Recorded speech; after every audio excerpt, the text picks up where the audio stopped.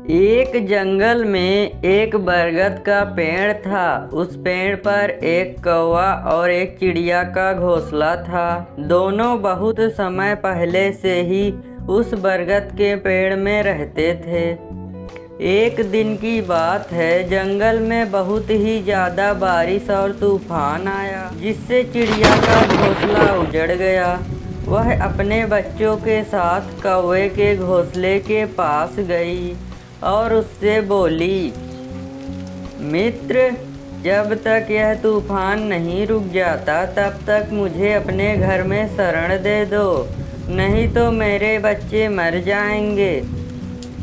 कौवा बहुत ही कठोर दिल का था। उसने उस चिड़िया को अपने घर में आने से मना कर दिया।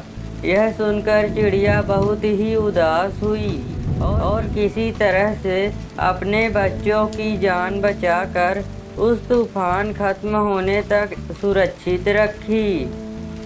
तूफान खत्म होने के बाद चिड़िया ने अपने लिए एक बहुत ही मजबूत घोंसला बनाया। वह अपने घोंसले को बनाने के लिए दिन रात मेहनत करी।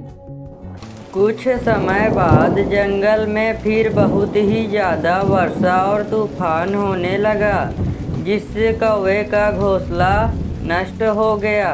मगर चिड़िया का घोंसला टस से मस नहीं हुआ, क्योंकि वह बहुत ही मजबूत घोंसला बनाई थी।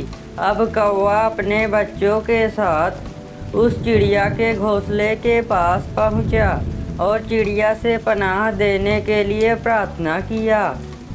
चिड़िया बहुत ही दयालु थी।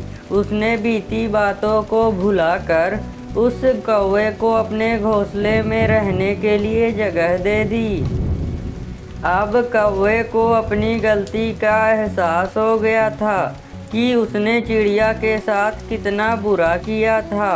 इसके लिए कौवे ने चिड़िया से माफ़ी मांगी। कुछ समय बाद कौवा और चिड़िया दोनों एक अच्छे मित्र हो गए और हर सुख दुख में एक दूसरे का साथ देने लगे। इस कहानी से हमें यह सीख मिलती है कि हमें मिलजुल कर रहना चाहिए और संकट के समय में एक दूसरे की मदद करनी चाहिए, क्योंकि जब हम किसी की मदद किए रहेंगे तब हमारी भी कोई मदद करेगा।